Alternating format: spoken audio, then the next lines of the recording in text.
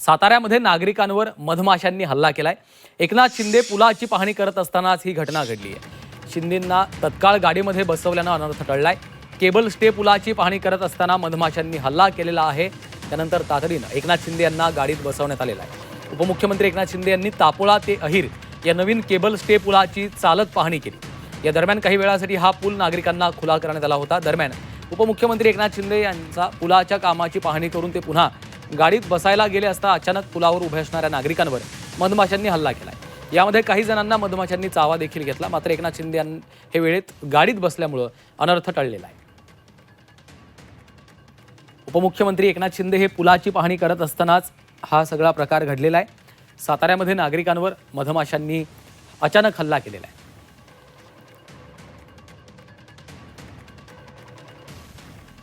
मधमाशांनी हा अचानक हल्ला केल्यामुळे संपूर्ण परिसरामध्ये काहीसा गोंधळ झालेला देखील आपल्याला पाहायला मिळतो। तिथे उपस्थित असलेल्या नागरिकांवर मधमाशांनी अचानक हा हल्ला केला।